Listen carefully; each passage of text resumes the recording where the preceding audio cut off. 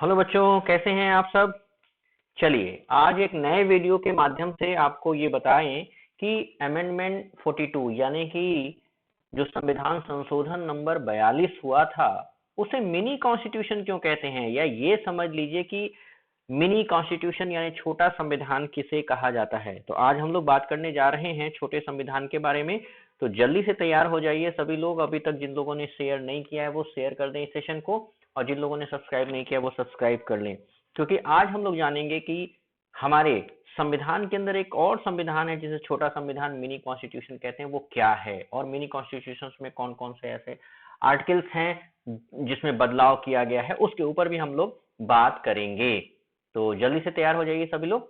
आइए चलिए शुरू करते हैं मिनी कॉन्स्टिट्यूशन के बारे में जानने के लिए। अमेंडमेंट 42 यानी 42वां संविधान संशोधन के बारे में आज हम लोग जानेंगे। देखिए आपको बता दें कि जो 42वां संविधान संशोधन हुआ था वो कब हुआ था, 1976 में हुआ था। और ये संशोधन किसमें किया गया था, तो भारतीय संविधान में संशोधन किया गया था। और इस संशोधन के द्वारा तमाम महत्वपूर्ण आर्टिकल्स जो थे उसमें एडिशन किए गए थे, उसमें जोड़े गए थे। ठीक है, और ये संशोधन जो है स्वर्ण सिंह आयोग की सिफारिश के आधार पर किया गया था। तो बच्चा ये ध्यान रखना है आपको कि 42वां संविधान संशोधन किसके सिफारिश पर किया गया था, स्वर्ण सिंह आयोग की सिफारिश पर किया गया था। तो ये अगर आप ध्यान रखते हैं तो आपके लिए एक क्वेश्चन यहाँ पर बहुत ही अच्छा मिल जाता है। क्या मिल जाता है कि 42वां संविधान संशोधन 1976 किसके सिफारिश पे किया गया था, तो स्वर्ण सिंह के सिफारिश पे किया गया था। इसमें जो महत्वपूर्ण संशोधन किए गए थे उनमें समाजवाद, धर्मनिरपेक्षता, राष्ट्र की एकता, अखंडता, उच्चादर्श, इन सबको परिभाषित किया गया है। ठीक है, इन सबको इसमें परिभाषित किया गया। इसके साथ ही साथ नीति निर्देशक सिद्धांत डीपीएसपी को व्यापक बनाया गया है और कहा गया है कि इन्हें लागू करने के लिए जो व्यवस्थाएं दी गई हैं, ठीक है, वो व्यवस्थाएं जो हैं वो वरीयता के आधार पर इसके उद्देश्य को सफल बनाने के लिए करना जरूरी है, और इसमें मूल अधिकार का कहीं जो है वो इन्फ्रिंजमेंट नहीं होता है और ना ही इसको स्वीकार किया जाएगा। ठीक है, जो 42वां संविधान संशोधन हुआ था उसमें सबसे बड़ी बात क्या थी, उसमें सबसे बड़ी बात थी कि एक नया भाग 4 क जोड़ा गया, यानी 4 क जोड़ा गया, और उसमें नागरिकों के लिए मौलिक कर्तव्य को जोड़ा गया था। बेटा यहाँ पे जब बात करें मौलिक कर्तव्य यानी जिसे हम लोग कहते हैं मूल कर्तव्य, क्या कहते हैं, मूल कर्तव्य। तो मूल कर्तव्य किस भाग में रखा गया, भाग 4 क में रखा गया, ये यहाँ पर आपको मेंशन है। और इसमें मूल कर्तव्य प्रारंभ में कितना रखा गया, 10 की संख्या में रखा गया। और बाद में आगे चल करके इसमें एक और मूल कर्तव्य जोड़ा गया जिसे कहा गया 11वां मूल कर्तव्य जोड़ा गया। तो जो 11वां मूल कर्तव्य जोड़ा गया था वो कब जोड़ा गया था, ये जोड़ा गया था 2002 में। कब जोड़ा गया था बेटा, 2002 में। और कौन से नंबर का संशोधन था, ये था 86वां संविधान संशोधन। तो ये भी आपको ध्यान रखना है कि 86वां संविधान संशोधन के द्वारा जो है इसमें 11वां मूल कर्तव्य जोड़ा गया था। और 11वां मूल कर्तव्य क्या था, क्या दिया गया है, उसमें दिया गया है कि 6 से 14 वर्ष तक के बच्चों को शिक्षा का अवसर उपलब्ध कराना है। और ये मूल कर्तव्य है कहाँ, मूल कर्तव्य कहाँ दिया गया है, आर्टिकल 51, किसमें दिया गया बेटा, 51 क यानी 51 ए में। तो ये आपका है आर्टिकल 51 क में ये सारी व्यवस्थाएं दी गई हैं। इसमें कुछ और व्यवस्थाएं की गई। क्या किया गया, कैबिनेट की सलाह मानने के लिए राष्ट्रपति को बाध्य कर दिया गया। कहा कि अब राष्ट्रपति स्वतंत्र नहीं रहेगा, वो प्रधानमंत्री के बिना सलाह के कोई भी काम नहीं करेगा। कैबिनेट माने इसका कैबिनेट का शीर्ष कौन होता है, प्रधानमंत्री। तो प्रधानमंत्री के बिना सलाह के वो कोई भी काम नहीं करेगा। इसमें प्रशासनिक अधिकरण जिसे ट्रिब्यूनल कहा जाता है, ट्रिब्यूनल की भी व्यवस्था की गई है ना। और भाग 14 क जोड़ा गया। ट्रिब्यूनल किसमें रखा गया, भाग 14 क में, जिसमें आर्टिकल रखे गए। आर्टिकल इसमें एक ही आर्टिकल है जिसको 2 पार्ट में किया गया है, 323 ए एंड बी यानी क और ख। ठीक है, और फिर उसके बाद 1971 को जनगणना का आधार माना गया और 2001 तक लोकसभा तथा राज्यसभा विधानसभा की सीटों को निश्चित कर दिया गया। ठीक है, उसके बाद जब जनगणना का आधार नेक्स्ट माना जाएगा, जो आगे आएगा, उसमें फिर और भी व्यवस्थाएं की जाएंगी। अभी इसमें संशोधन होना बाकी है। संवैधानिक संशोधन को न्यायिक जांच से बाहर कर दिया गया, यानी जो भी संशोधन होगा उसके लिए न्यायिक जांच के लिए जरूरी नहीं है। नहीं तो कोई भी आएगा और कहेगा कि ये जो संशोधन हुआ है गलत है, इसको सुप्रीम कोर्ट में हम लाना चाहते हैं। तो इसलिए इसमें भी संशोधन कर दिया गया कि जो भी संवैधानिक संशोधन होते हैं वो न्यायिक जांच यानी जुडिशियल इंक्वायरी से बाहर रहेंगे और रिव्यू भी नहीं होगा। सुप्रीम कोर्ट और हाई कोर्ट की न्यायिक समीक्षा, जो जुडिशियल रिव्यू है और रिट का जो जुरिडिक्शन है, उनकी शक्तियों में कमी कर दी गई। बहुत सारी ऐसी चीजें थी जिनको हटा दिया गया है। इसमें और क्या बदलाव लाया गया? लोकसभा और राज्य विधानसभा के कार्यकाल में 1 वर्ष की बढ़ोतरी की गई। जहां 5 वर्ष था वहां बढ़ा करके 6 वर्ष कर दिया गया, लेकिन बाद में इसे खत्म कर दिया गया था। ठीक है, यह जो डीपीएसपी यानी directive principle of state policy है, उसको लागू करने के लिए जो कानून था, उस कानून को अवैध करार इस आधार पर नहीं दिया जा सकता है कि कानून मौलिक अधिकारों का हनन करते हैं, यानी इन्फ्रिंजमेंट ऑफ फंडामेंटल राइट्स, ऐसा कह करके किसी भी कानून को अवैध करार नहीं किया जाएगा। डीपीएसपी में ये व्यवस्था बनाई गई ताकि डीपीएसपी को आसानी से लागू कराया जा सके। ठीक है बेटा, तो इसमें ये सारे संशोधन किए गए हैं 42वें संविधान संशोधन में। और उसके बाद इसमें किया गया कि संसद को जो है वो राष्ट्र विरोधी गतिविधियों से निपटने के लिए कानून बनाने की स्वतंत्रता दे दी गई। कहा गया कि आप राष्ट्र विरोधी जो भी एक्टिविटीज हैं उनके लिए आप कानून बना सकते हैं और इन कानून पे मौलिक अधिकारों का प्रभावी होना जरूरी नहीं होगा, ये सब स्वतंत्र रहेंगे।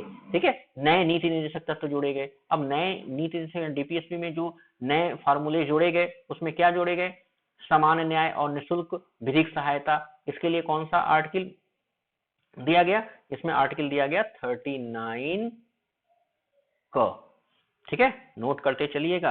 अब नीति निर्देशक तत्व जो है यानी डीपीएसपी किस आर्टिकल में है? Article 36 to 51। किस आर्टिकल में है? 36 to 51। और किस भाग में है? भाग 4। तो इसमें संशोधन किया गया और संशोधन करके 39 क जोड़ा गया, जिसमें सामान्य न्याय और निःशुल्क विधिक सहायता का व्यवस्था किया गया। फिर उद्योगों का प्रबंध जो है ये किया गया आर्टिकल 43 क में। 43 क इसके लिए बनाया गया है ना। इसमें उद्योगों के प्रबंधन में कर्मकारों की सहभागिता सुनिश्चित की गई। पर्यावरण संरक्षण, संवर्धन और वन्य तथा वन्य जीवों का संरक्षण करना, इसके लिए आर्टिकल नया बनाया गया 48 क। ठीक है, और उसमें ये व्यवस्था रखी गई। तो इसका मतलब है कि आर्टिकल 36 से 51 के बीच में ये 3 नए आर्टिकल जोड़े गए और जिनमें नए निदेशक तत्वों को ऐड किया गया। इसमें आपको बता दें कि राष्ट्रीय आपातकाल यानी इमरजेंसी यानी 352 और 356 में भी संशोधन किया गया। 352 क्या है? राष्ट्रीय आपात। ठीक है, राष्ट्रीय आपात। और 356 क्या है? राज्य का आपात, राज्य आपात। इसमें संशोधन किया गया और कहा गया कि किसी भी भाग में राष्ट्रीय आपात की घोषणा की जा सकती है। पहले क्या था? राष्ट्रीय आपात की घोषणा जब की जाती थी तो पूरे राष्ट्र में लगता था, पूरे देश में लगता था। अब कहा गया कि नहीं, आप किसी एक भाग में जहां जरूरी हो वहां पर आप राष्ट्रीय आपात लागू कर सकते हैं। किसी राज्य में राष्ट्रपति शासन की अवधि को एक बार में 6 माह से बढ़ा करके 1 वर्ष तक किया गया। ये आर्टिकल 356 में संशोधन किया गया। ठीक है, किसी भी राज्य में कोई भी प्रदेश है जहां पर कानून और व्यवस्था की स्थिति गंभीर है तो वहां पे सशस्त्र बल भेजने की व्यवस्था दी गई। और ये व्यवस्था जो दी गई वो केंद्र को दी गई, यानी केंद्र अगर देखता है कि किसी भी राज्य में कानून और व्यवस्था की स्थिति गंभीर है तो वो अपने सुओ मोटो पावर से वहां पर सशस्त्र बल भेज सकता है। कोई उस वहां पे सिफारिश की जरूरत नहीं पड़ेगी। ये सारी व्यवस्था जो है इसमें किया गया है, इसमें संशोधन में किया गया है। इसके साथ ही नया क्या दिया गया है? नया दिया गया है कि 5 विषयों को राज्य सूची से हटा करके समवर्ती सूची में भेजा गया है ना। तो अब देखिए, राज्य सूची में पहले विषय हुआ करते थे जिस पर जो है राज्यसभा कानून बनाने का, या राज्य में जो राज्य विधानसभा है वो कानून। समवर्ती सूची जिसमें केंद्र और जो है राज्य सरकार दोनों कानून बना सकता है। तो यहाँ पे राज्य सूची में जहां पहले विषय थे 66, उसमें से 5 विषय घटा दिए गए और 5 विषय को कहाँ जोड़ दिया गया? समवर्ती सूची में। तो 66 से 5 घट गया तो ये 61 बचा। और समवर्ती सूची में जहां पहले विषय हुआ करते थे 47 से ये बढ़ करके कितना हो गया? अब 52 हो गया। ठीक है, तो यहाँ पर अब आपको ध्यान रखना है कि समवर्ती सूची में वर्तमान में विषयों की संख्या कितनी है? 52। और राज्य सूची में इस समय विषयों की संख्या कितनी है? वन। तो ये जो 5 विषय राज्य सूची से हटाए गए हैं वो थे शिक्षा, वन, वन जीवों पक्षियों का संरक्षण, नापतोल प्रशासन और उच्चतम न्यायालय, उच्च न्यायालयों को छोड़कर अन्य सभी न्यायालयों का गठन और संगठन। ये किसको भेज दिया गया? समवर्ती सूची में डाल दिया गया। इसलिए डाल दिया गया कि अगर केंद्र सरकार चाहे तो वो कानून बना सकती है, राज्य सरकार चाहे तो वो कानून बना सकती है, जबकि राज्य सूची में केवल राज्य सरकार को ही पावर होता है। संसद और राज्य विधानसभाओं में कोरम की आवश्यकता समाप्त कर दी गई। कोरम क्या है बेटा? अगर हम संसद में कोई कार्रवाई शुरू करना चाहते हैं तो उसमें कुल सदस्य का 1/10 सदस्य होना जरूरी है, तो ये व्यवस्था खत्म कर दी गई। जब तक 1/10 सदस्य नहीं होता था तब तक संसद में सदन की कार्रवाई ही नहीं शुरू होती थी, तो कोरम की आवश्यकता समाप्त कर दी गई। जितने उपस्थित सदस्य हैं उन्हीं से कार्रवाई शुरू हो जाएगी। इसके साथ ही साथ अखिल भारतीय विधि सेवा का भी व्यवस्था किया गया। तो इसमें आप देख रहे हैं कि ये इतने सारे इसमें प्राविधान जोड़े गए। इस प्राविधान को जोड़े जाने की वजह से ही इसे मिनी कॉन्स्टिट्यूशन कहा गया, यानी लघु संविधान कहा गया।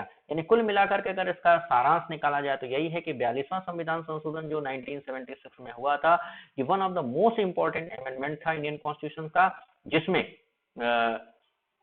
इंदिरा गांधी के द्वारा ये व्यवस्थित किया गया था।